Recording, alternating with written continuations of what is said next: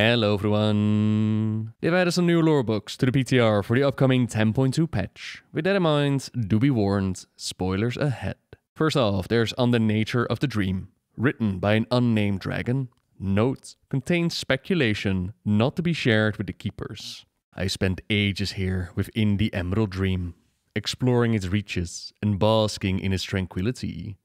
Yet the more I experience, the more what I perceive seems to be at odds with lessons taught to us by the Titan Keepers. Thus I am compelled to share my feelings here, not to stir discontent or to claim my theories are immutable truths, but to encourage others to ponder these subjects for themselves. It has been said that the dream was created by Keeper Freya, acting on her behalf of her patron Eonar. And yet, I have noticed that the Titan's acolytes do not speak of something as finished until it has been ordered. So, did they truly create the dream, or merely discover it, seeing its vibrancy as chaos to which they were compelled to bring structure? Seeking an answer, I have spoken to many spirits who inhabit a dream. Dryads, ancients, grove keepers and others, none of them tell of a Titan creating the dream. Instead, they speak of the first spirits awakening long ago within its wilds, in lands as beautiful and free as they are today. Though I wonder, since time has so little meaning here, whether those born of the dream truly think in terms of past or present. We've also been told that the dream is a sort of framework for life on Azeroth. And it is true that we can see reflections of our world within the dream. Yet, while it is clear these realms share a bond, is one a copy of the other, or might both be reflections, each informing the shape of its counterparts? Many times I've shrugged off the call of sleep and taken wing to explore the distant reaches of the dream. The further I flew, the greater the wonders I beheld. Life took form strange and unfamiliar. Bizarre, impossible plants and trees, creatures unlike any I beheld before. Perhaps the dream is bound not only to Azeroth, but to realms not yet discovered. Is it a reflection of those places too? At these far reaches, I felt the presence of entities whose power seemed vast and unknowable, aching to the Titans themselves. Had I reached the edges of the dream, where it flows into the realms of life? Are they one and the same? Truly, I cannot say, for as waves of joy and contentment washed over me, I could no longer resist the call of sleep. I awoke back at the Eye of Ysera, wondering if I had experienced a dream within the dream. It seems clear that the servants of the Titans wish the dream to stay unchanging at least, unchanged by any hands but theirs. Yet the very nature of life is one of change, is it not? Things are born, live and die, but life itself goes on. Perhaps life was never meant to be ordered, to be static and unchanging. The Titan's servants do not seem to understand that life and death are sisters, bound together in a great cycle. Do they not wish to see the truth? Or is it beyond their fundamental nature to perceive it? If we dragons see it, then it can only mean that we are touched not just by life and order, but other forces as well. And if dragons are the product of powers great and small being eternally intertwined, then so must all mortals be. Perhaps Azeroth herself was touched by all these forces, or could she be their true source? Some things are beyond knowing, some things are meant only to be pondered in dreams. The origin and the nature of the Emerald Dream has been kept a little bit vague, even with the release of the Chronicles in the past. Some say that Keeper Freya wove the dream into being, while others say that she merely tapped into it and molded it to suit their needs. Now, I think the last option, that does seem to be the one that they want to go with. That it's an ethereal realm of spirits and untamed nature that's mirrored in pretty much all the sources that we have that go on about the Emerald Dream, each of them shaping the other. We have been told once upon a time that the Emerald Dream is like a blueprint of Azeroth, the way the world would have been without the interference of mortals. A map to guide the evolutionary path of Azeroth's flora and fauna. That part, it now seems to be more connected to the Titans' influence, their pursuit of order shaping the dream and Azeroth. But travel far enough and you uncover more of the dream. Beyond the boundaries, the untouched wilds, the dreams that connected to more than just the planet of Azeroth. The dream that potentially covers all of the Warcraft universe. We've seen this within Arnaweald as well within the Shadowlands, where beings from more than just Azeroth could enter the cycle of rebirth between the domains of life and death.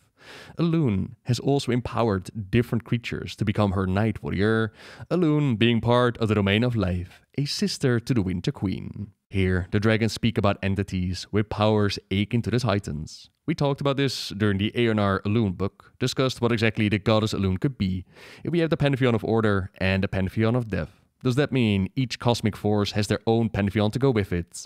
Elune and the others, the creatures that this dragon could not get close to before falling to sleep. Finally, and this is probably the most out there statement in the book, we are touched not just by life and order, but other forces as well. And if dragons are the product of powers great and small being eternally intertwined, then so too must all mortals be.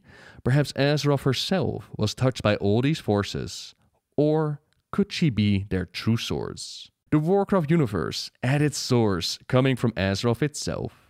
Again, this is written from a speculation point of view, so there's no real weight to it until it's actually confirmed. They even double down on this at the end with some things might just be best kept left in the dream. I wonder, Warcraft at the center of the universe, I wonder if this is their way of throwing some ideas out there to see player reception to it, maybe in correlation to what we saw go down in the Shadowlands. I'm wonder. But by all means, let me know what you think. Then the final book for now, that is the Tragedy of Erinethria. May her name and her lesson be ever remembered. In the days when the kingdom of dragons was young, brave Erinethria's emerald wings soared above the clouds. The fastest flight of her day, she feared no enemy, nor would she back down from any challenge. Alas, her courage would be her undoing. Erinethria had flown to the far corners of Kalimdor and back. She had witnessed the wondrous sights, and loved to share stories of them with her kin. Yet there came a day where Erinethria felt that she had seen all there was to see of the world. She grew bored, she grew restless. Erinethria sought the wisdom of Keeper Tyr. Great Keeper, is there any mystery left for me to discover? Any riddle yet to be solved? Everything you need is here, child. What more could you want to see? What else could you seek to know? As the dragon's brow furrowed, a cool wind blew in from the west. The breeze, Great Keeper. I wish to see the place from whence the winds are born. Tyr grew solemn. Beyond the storming sea lies only ruin. Stay close to home, stay close to kin. Tyr's warning hung like a shadow over Erinethria's heart. It clashed again and again with her deep yearning for answers. One bright morning, the green dragon bid farewell to her clutchmates. Fear not, she told them, for I can fly higher than any storm, faster than any thunder, and when I know from whence the west winds come, I shall return home and tell you all. And with that, Erinethria soared into the sky. Moons passed, and still more. Yet brave Erinethria did not return. Even Ysera woke from her dreaming to aid in the search, but there was no sign to be found. Most believed that Erinethria was lost to the storming sea, that her mighty wings grew tired and torn by the harsh winds, and that she tumbled into the roiling waters. But some Greens claimed that they saw her in her dreams, that she had reached a land beyond, where she raised a brood of her own. Surely, after all these ages, we must accept the truth of her loss. While we honor her courage, we must remember the wisdom she failed to heed. Beyond the storming sea lies only a ruin. Stay close to home. Stay close to kin. Beware, beware. The wind from the west, it calls only doom. For if you take wing across storm and sea, you shall share Erinethria's tomb. Here, we're presented with a moral of the story as more seen from the Keepers or the Domain of Order. Best stay in your lane, best keep the things the way that they used to be. Don't go exploring or uncovering whatever new thing might be out there, or you will share Erinethria's tomb. 3 books that all kind of share the same motif of just the Titan's point of view that isn't good enough. Well, this could just be a reference to finding out what's west of Westeros and never coming back. Perhaps it's also a hint at the future story. Perhaps there's still a lot of undiscovered land on the world of Azeroth, and if we set sail, perhaps we'll come across Erinethria's tomb, or more likely her brood thriving and living happy lives. Who knows? But that's all the book stuff we have to cover for today. So thank you very much for watching, everyone. Subscribe if you like my videos. Leave a like if you enjoyed this one. And until next time, see ya!